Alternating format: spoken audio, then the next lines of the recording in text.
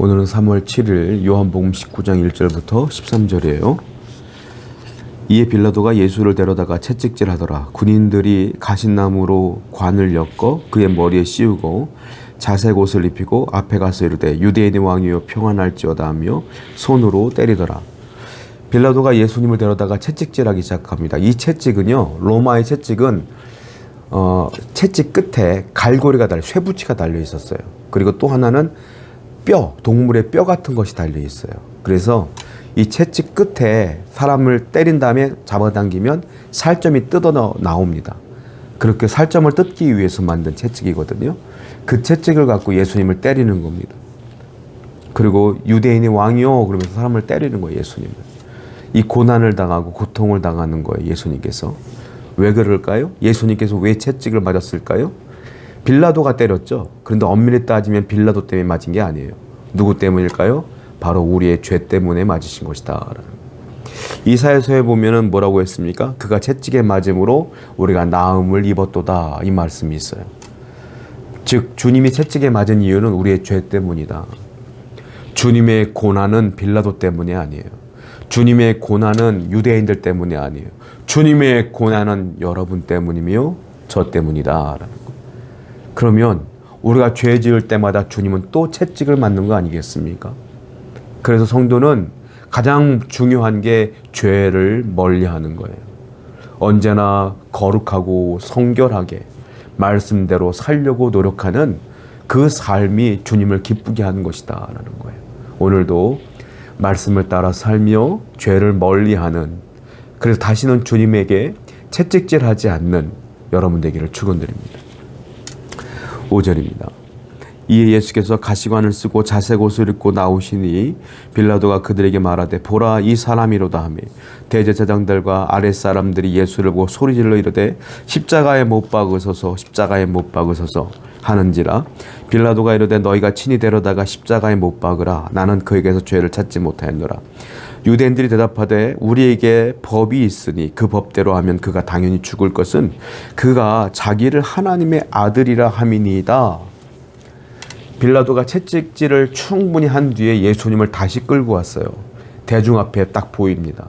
보라 예수다. 봐라 내가 얼마나 많이 벌을 줬는지 봐라, 이 말이에요. 피를 철철 흘리고 살점이 뜯겨나간 예수님을 바라보면서 이 정도면 됐지 않겠느냐, 내가 이 정도 벌하면 되지 않겠느냐, 이 사람 내가 아무리 봐도 죄를 더 이상 찾지 못하겠노라, 놔줄게 그랬어요, 빌라도가. 그때 백성들이 소요사타게 일어났어요. 들고 일어난 겁니다. 죽이세요, 십자가에 못 박으세요, 죽여야 됩니다, 저 정도는 안 됩니다, 막 소란이 일어났어요. 근데 그 죽이려는 이유가 7절 마지막 절에 나오죠. 우리에겐 법이 있습니다. 법으로 하면, 우리 법으로 하면 그는 죽어야 됩니다, 예수는. 왜냐하면 그가 자기 자신을 하나님의 아들이라고 했거든요. 신성모독입니다. 그 죽여야 됩니다 라고 외치는 장면을 보게 돼요. 예수님 진짜 하나님의 아들이잖아요. 근데 유대인들은 하나님의 아들이 아니라고 보는 거예요. 가짜라는 것이죠. 진짜 하나님의 아들인데 사람들은 가짜라고 그래요. 여러분 참 이게 참 답답한 노릇이죠. 사람들은요 진짜가 있어도요 내가 가짜라고 믿으면 가짜로 보여요. 가짜가 있어도요 내가 진짜라고 보면 진짜로 믿어져요. 그래서 사람이요, 이걸 다른 말로 뭐라고 말합니까? 신념, 자기 자아, 고집, 아집, 자기만 믿는 거예요. 자기 신뢰. 예수님이 하나님의 아들인 것은 진리고 당신의 입으로도 하나님의 아들이라고 했고, 하나님 예수님께서 공생에 시작할 때요 요단강에서 세례요한에게 세례받을 때도 하늘이 열리면서 비둘기처럼 성령이 그에게 내려왔고 하늘에서 직접 소리가 들렸어요. 이는 내 사랑하는 아들이라고 말씀했어요. 거기 있는 사람 다 들었단 말이에요, 유대인들이. 그런데 지금은 아니래요. 다 들어놓고 다 봐놓고 기적도 다 체험해놓고 가짜라는 거예요. 누가 얘기했겠죠? 저거 가짜야. 누군가가 얘기했을 거예요. 그 지금으로만 가짜 뉴스 같은 거겠죠. 그 가짜 뉴스에 현혹돼서 진짜 가짜구나, 가짜구나 소문이 났어요. 아니 내가 직접 봤는데 가짜라고 하면 대다수가 가짜라고 하면 가짜일까? 생각된단 말이에요. 세상에서 제일 무서운 게 뭔지 아십니까? 자기 신뢰예요. 신념입니다. 우리는요, 신념을 갖고 사는 존재가 아니라 믿음을 갖고 사는 존재가 돼야 돼요. 하나님의 말씀을 믿는 믿음이 나를 사랑하는 신념보다 위에 있어야 돼요. 내 자아가 위가 있는 게 아니라 내 자아는 밑으로 내려가고 하나님 말씀이 가장 위에 있어야 된다는 거예요. 그래야 신앙생활 할 수 있어요. 성도 여러분, 우리는 나를 믿는 존재가 아니잖아요. 하나님 믿는 존재예요. 말씀을 믿는 존재예요. 그러므로 항상 자기 자신의 생각에 사로잡히지 말고 그 생각을 주님께 내려놓고 주님의 뜻을 묻는, 주님의 뜻대로 살아가는 여러분 되기를 축원드립니다. 10절이에요. 8절부터 보겠습니다. 빌라도가 이 말을 듣고 더욱 두려워하여 다시 관정에 들어가서 예수께 말하되 너는 어디서부터냐 하되 예수께서 대답하여 주지 아니하시니라. 빌라도가 이르되 내가 말하지 아니하느냐 내가 너를 놓을 권한도 있고 십자가에 못 박을 권한도 있는 줄을 알지 못하느냐. 예수께서 대답하시되 위에서 주지 아니하셨다면 나를 해할 권한이 없었으리니 그러므로 나를 내게 넘겨준 자의 죄가 더 크니라. 8절에서 9절을 보게 되면 빌라도가 물어봐요. 아니 저들이 네가 진짜 하나님의 아들이라고 그랬어? 빌라도는 깜짝 놀라는 거예요. 오히려 두려워하기 시작해요. 진짜 하나님의 아들이면 어떡하지? 라는 두려움이 빌라도에게 오는 거예요. 그래서 물어봐요. 떨리는 목소리로 물어봐요. 너 진짜 하나님의 아들이야? 물어봤어요. 근데 예수님께서 대답하지 않아요. 침묵으로 가만히 있어요. 그러니까 답답해요. 또 물어봐요. 너 진짜 하나님의 아들이야? 예수님 대답하지 않아요. 왜 대답하지 않을까요? 대답해도 믿지 않을 거니까요. 또 하나, 이미 당신이 하나님의 아들이라고 공생의 기간 내내 3년 내내 말씀했어요. 그리고 빌라도를 만났을 때도 계속 말씀했어요. 내가 하나님의 아들이라고. 그리고 유대인들에게 기적을 보이면서 하나님의 아들이라고 느느이 말했어요. 그런데 아무도 안 믿어. 빌라도도 안 믿고 있잖아요.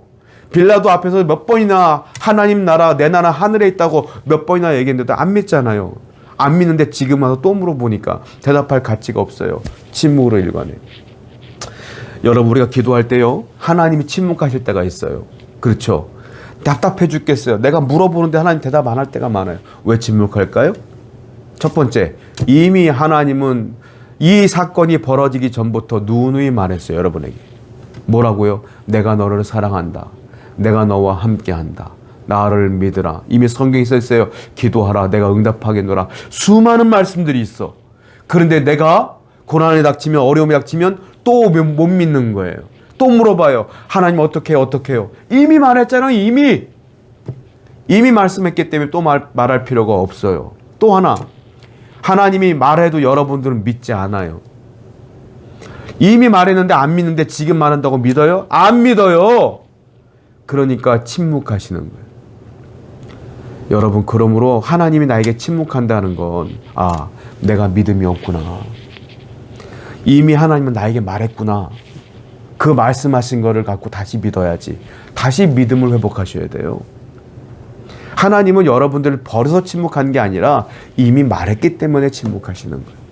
이미 성경에 써 있고 이미 여러분들의 그 고난이 오기 전부터 하나님은 여러분들에게 누누이 말씀하신 것들이 있어요. 그 말씀을 붙들고 다시 믿음으로 승리하시는 여러분 되기를 축원드립니다. 10절과 11절 아까 읽었는데요. 빌라도가 예수님이 침묵하니까 답답해서 물어봐요. 야, 왜 말 안 하냐? 내가 너를 놓아줄 권세도 있고 내가 너를 죽일 권세도 있어. 너 나한테 잘 보여야 된단 말이야. 너 나한테 내가 질문하는 거 똑바로 대답하지 않으면 너 죽어. 협박하는 것이죠. 그때 예수님께서 뭐라고 말했어요? 너가 가지고 있는 권세는 네 것이 아니라 하나님이 주지 않았으면 그 권세 없는 거야. 이 말씀이었어요.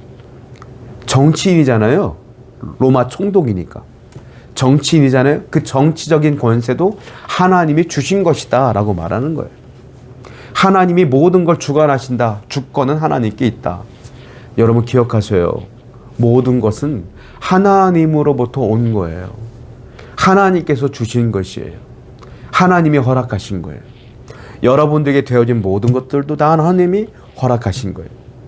그러므로 하나님이 허락하신 것이라면 분명한 사실이 있어요.